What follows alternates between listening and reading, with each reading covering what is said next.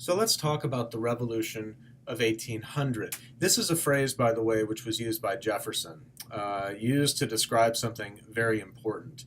And that had to do with the transfer of power between the Federalist Party and the Democratic Republican Party of 1800. And to be clear, Jefferson thought of this as a revolution because it was a change in principles, a change from the principles of the Federalist Party to that of his Democratic Republican. So he saw it as a shifting of values within the Republic.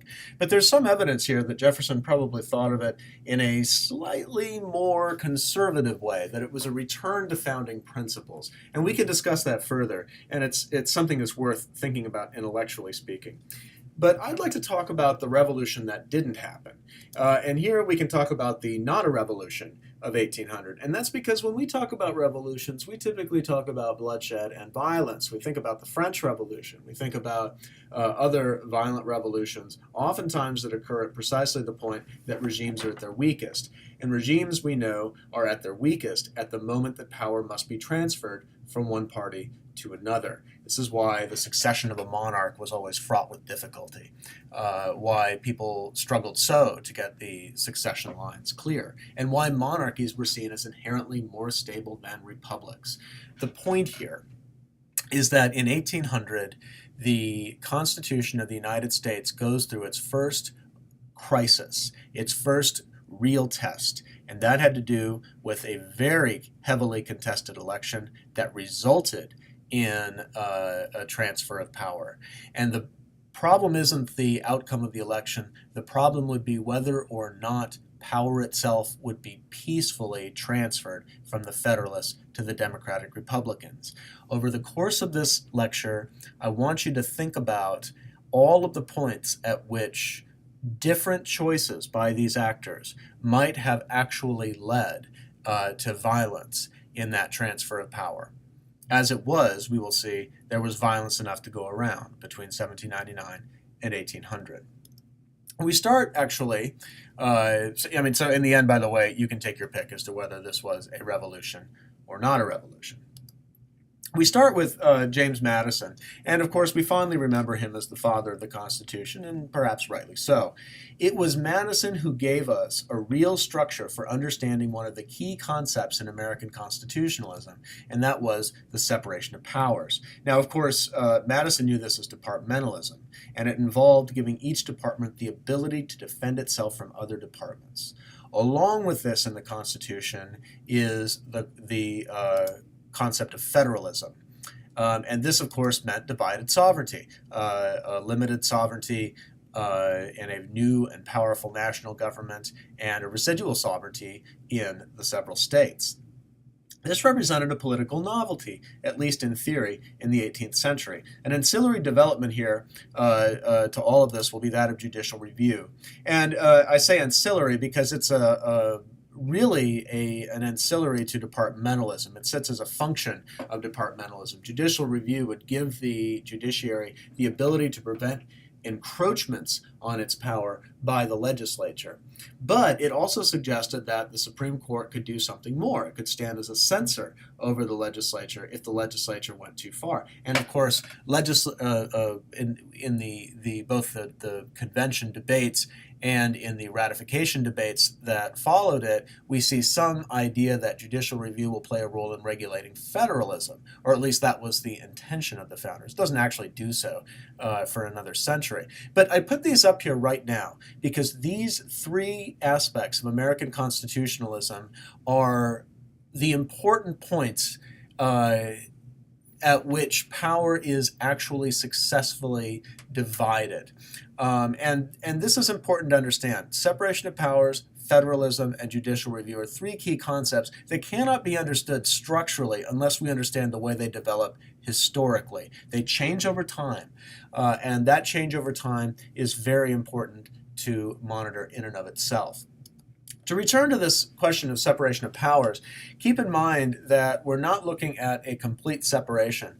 The legislative, executive, and judicial branches, Congress, the President, and the Supreme Court, mix powers at certain very important points. So we have to understand, of course, that when we talk about the separation of powers, we're going to see that each of these departments is going to impinge on the others, and they are sometimes constitutionally required to do so. But I do want these concepts fresh in your mind as we go over this history, and for that matter, the rest of the history of the Constitution's operation between the Revolution and the Civil War. The transfer of power had been feared by the founders, but they had inadequately provided for it in the Constitution itself. And that is because founders had not adequately anticipated the place that political parties would play in politics. Their design, the design of the Constitution, was inadequately suited to the partisan passions which were unleashed in the 1790s. As such, the election of 1800, which resulted in the wholesale transfer of power from one party to another, raised this potential crisis in American constitutional government. We can learn a lot from the episode, not the least of which is why the 12th Amendment is appended to the Constitution. Let us start with the problem of political parties. I want to make the following very clear. Political parties in their modern form did not exist in the 1790s. No one liked the word party. It was a dirty word. It suggested faction. People who came together to further their own self-interest rather than the common good.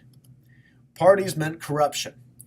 People did get together in clubs, and here is such a club featured here. This is a very popular cartoon from the era showing the Anti-Federalist Club. This is, by the way, post 1788. It's quite curious.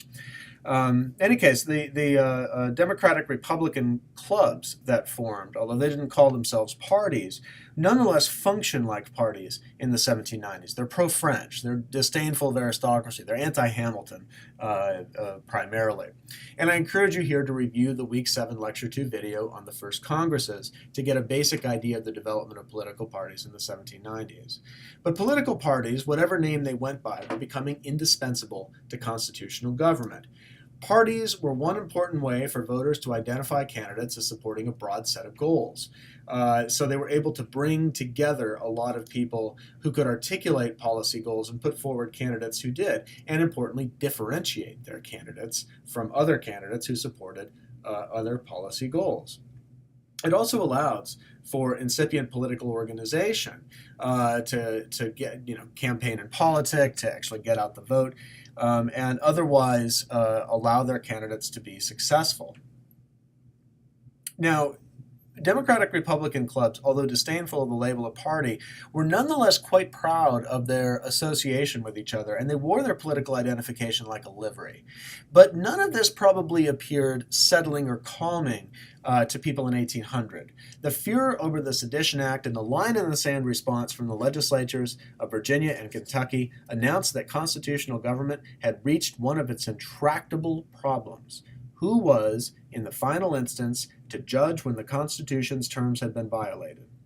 For both Madison and Jefferson, and for many others, the election of 1800 would play a large part in that answer. The people had their chance to make their sentiments known in the election, especially in one in which a president would be elected. If the Federalists won, their policies would be vindicated. If the Democratic Republicans won, they could overthrow Federalist rule. So the stakes are enormously high going into the elections in 1800. And this, of course, meant that the organization in both parties would be important going into 1799 and 1800. And in fact, what we were going to see is that the Federalists and the Republicans had very, very different levels of organization and discipline to great effect. The Federalists were badly divided. John Adams had sought peace measures with the French, much to the chagrin of many of his supporters. John Marshall, who arrived as a Virginia representative in the 6th Congress of 1799, noted with some alarm that the Eastern people are very much dissatisfied with the president. They are strongly disposed to desert him and to push some other candidate. 5 months later, Marshall's fears were borne out. A cabal of Federalists had determined to undermine John Adams in the election of 1800. Now, this may not have affected the outcome, in the sense that the Democratic-Republican victory was complete without a divided Federalist front. But this does indicate the different levels of organization. Party discipline, as we'll find out, was near perfect with the Democratic-Republicans, but with the Federalists, it was sadly divided. Now, it's important to understand here that each of the states chose their electors in a different manner, and the states control the selection of electors by the original founders' constitution. Now, there were 16 states at the time. 10 of them actually chose their electors in the legislature. So the legislature itself chose the electors. 3 chose electors by district elections, 2 by statewide ballot, and 1 state actually divided between district and legislative election. Now, what this means is very important. It meant that there was no November election night in 1800 when everyone went to the polls and voted for Adams or voted for Jefferson. What we have instead is a series of elections that are held across the year 1800, which are held at different times. And actually, rather than being anticlimactic, this actually does nothing but increase the drama.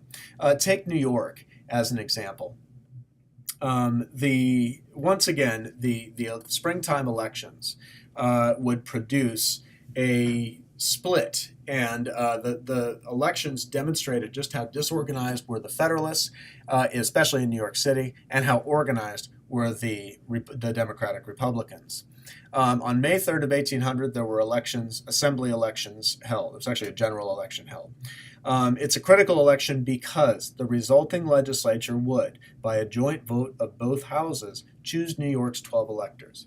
The Federalists in New York City were disorganized and prone to fighting, and they proved unable to get a slate of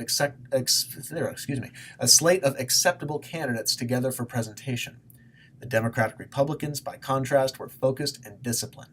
The election was held on May 3rd, and the result was that the city Republicans had elected all 12 of their candidates for the Assembly. As well, by the way, they swept everything else. They won their nominees for the state Senate, and they won their U.S. Congress choice as well. Now, for what it's worth, Alexander Hamilton tries some last-minute sort of machinations. What he does is he tries to get John Jay, pictured here, John Jay, the governor of the state. Recall that John Jay was the first Chief Justice, and he'd left to be the governor of New York. He tries to get John Jay to call a special session of the current legislature, which was firmly in Federalist hands, and have them enact a new law which would call for district voting for electors. Jay refused. I don't think he even replied to Hamilton, actually. Now, you think about this for a moment, this was completely reasonable. It was completely legal. The governor was authorized by the New York Constitution to call a special session of the legislature. The legislature could change the means of voting and change it to district-wide or even a statewide vote in November. What it would have done, of course, is give the Federalists a chance to organize and to win back some of those votes. And if they went by district, then the Federalists could at least be secure that they would take some of the votes away from the Democratic Republicans. As it was, the legislature, now in Democratic Republican hands, would cast all of its votes for Jefferson and for Burr. This, of course, does not prove successful, and so Alexander Hamilton, in the House of Representatives, pushes for the nomination of Charles Cotesworth Pinckney during the Federalist caucus.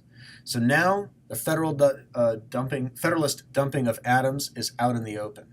This, by the way, leads to some glorious shuffling in the Adams administration. Adams lost his temper. He fired 2 of his cabinet secretaries. He decried Hamilton as a bastard, an intriguer, and a foreigner. Hamilton himself would publish an anti-Adams pamphlet on October 24, 1800. Suffice it to say that the Federalists were more in disarray than the Democrats in 2002 or the Republicans in 2012. The elections were marked by scandalous and impolite rhetoric. Jefferson was denounced as an anarchist and an atheist in 1800, as well as an adulterer and as a keeper of a slave mistress. Adams was sneered at as an Anglophile, as a monarchist. One rumor had him plotting to bring in British courtesans to turn the White House into a brothel. The elections were also marked by violence. In an age when people still voted by acclamation and still voted publicly, people often shouted each other down at the polls. Political speeches ended in brawls. This had spilled out into Congress itself, as we saw last week. In the end, the Democratic Republicans proved better organized, more focused, and more popular. Virtually every popular election in 1800 went to the Democratic Republicans. Nonetheless, the constitutional system for selecting the president was such a mess that it produced many anti-democratic results. For instance, the popular election in Pennsylvania returned a Republican assembly. The narrow Federalist majority in the Pennsylvania Senate, however, was maintained, partially because of the staggered terms of the Pennsylvania Senate. As a result, Pennsylvania's electoral votes were split 8-7 rather than all going for Jefferson. New Jersey's most populous counties were all strongly Democratic Republican, but the New Jersey legislature chose Federalist electors. So although the Democratic Republicans won a majority of electoral votes, the final tally understates the degree to which the people had electorally sided with the Democratic Republicans. The only real national barometer of the mood in 1800 was the congressional elections, which were direct, and they flipped the Federalist majority. The Federalist majority in the 6th Congress was 63-43. The Republican majority in the 7th Congress, sitting 1801 to 1803, was 65-41. Hands down, the best story of this period has to be the electoral struggle in South Carolina, where Charles Pinckney showed up out of the blue to sabotage his second cousin, Charles Cotesworth Pinckney. Now, Charles Cotesworth Pinckney, also known as General Pinckney, which is what I'll call him, was a Federalist, but he had a degree of loyalty in the state that transcended party. And so even though the legislature of South Carolina after elections is solidly Democratic Republican, many still wanted to cast one vote for Jefferson and one vote for Charles Cotesworth Pinckney. Still others actually wanted them to cast their votes for Pinckney and for Adams or potentially even some other candidate. And this would have done one of two things. It would have made either Pinckney the president and Adams the vice president, or it would have made Jefferson the president and Pinckney the vice president. But Charles Pinckney would not have it. Young Charles was quite sore that he had been passed over by Federalist administrations and had emerged as a prime mover for the new Democratic Republican Party. He was determined to prevent Charles Cotesworth Pinckney from getting enough votes to elevate him to the presidency or just the vice presidency.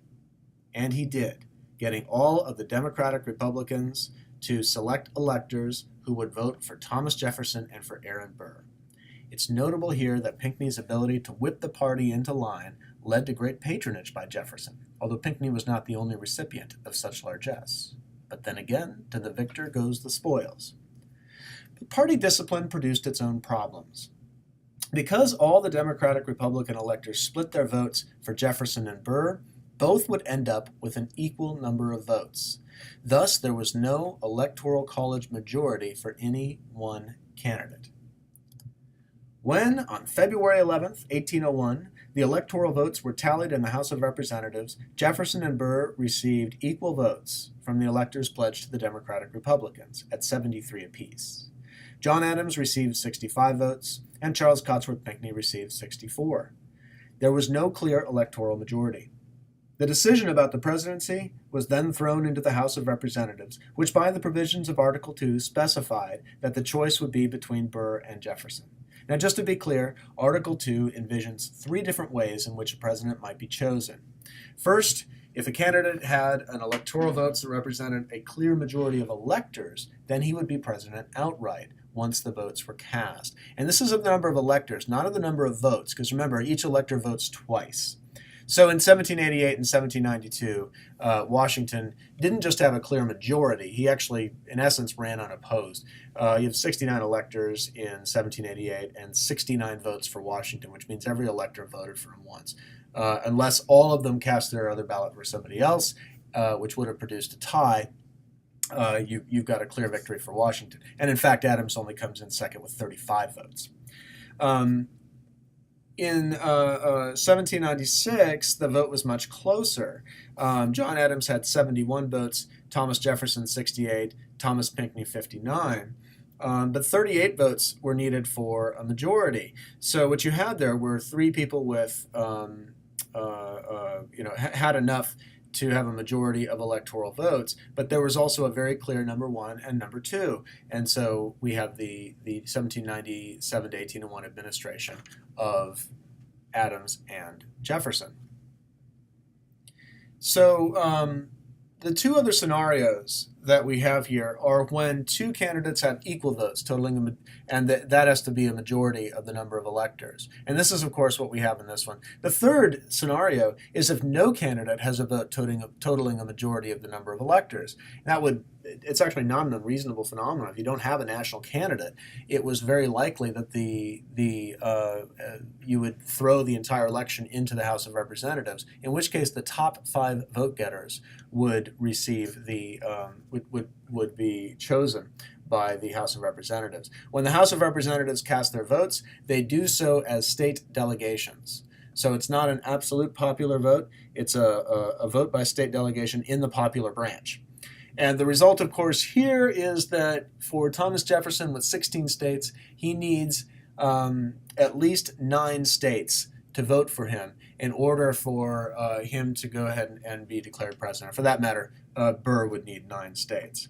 Now, the Democratic Republicans immediately asked Aaron Burr, to withdraw his name, out of respect for the fact that everybody understood that Thomas Jefferson was to be president.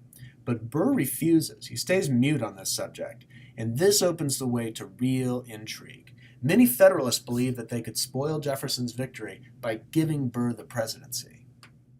And so we get a very long February in 1801. The votes, as I mentioned, the ballots were counted on February 11th. The House of Representatives took their first vote. 8 states voted for Jefferson, 6 for Burr, and 2 were tied. Jefferson, of course, needs 9 of the 16 state delegations to vote for him, but the Federalists would not play ball. Over the next 6 days, Congress voted 35 consecutive ballots without obtaining a clear majority for Jefferson. Try as they might, the Federalists could not work the coup and get Burr elected, and this had to be obvious by the second or third ballot, let alone the 35th. But the inability of Jefferson to get a majority in the Federalist Congress raised another possibility. What if no person got a majority? Was it so far-fetched to imagine that the Federalist Congress might make other provisions? An interregnum bill, for instance, that would keep Adams as president while another ballot was conducted, another national election for president that November. What if Congress simply retired without deciding a successor? The long year between the spring elections of 1800 and the closing of Congress in February of 1801 might have produced a coup d'etat. We saw it in New York, where Hamilton tries to work electoral magic to shift the vote away from Jefferson.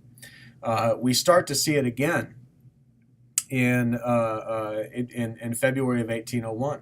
Keep in mind, by the way, that the threat of violence was real. James Monroe lets it be known that the Virginia militia is standing by in the event that the Federalists attempt to seize power and keep Jefferson from taking office.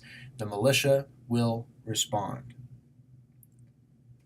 Armed confrontation, in other words, over the exchange of power, was a very real possibility in 1801.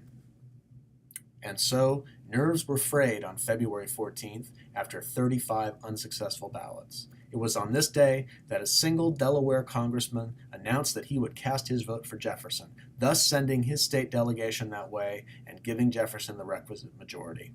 This broke the deadlock, and Federalists in Congress admitted defeat.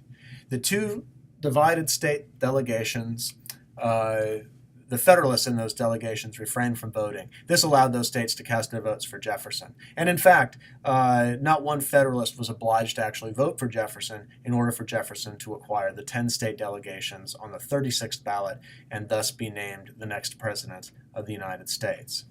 The crisis was over, and not 3 weeks from the inauguration of the new president.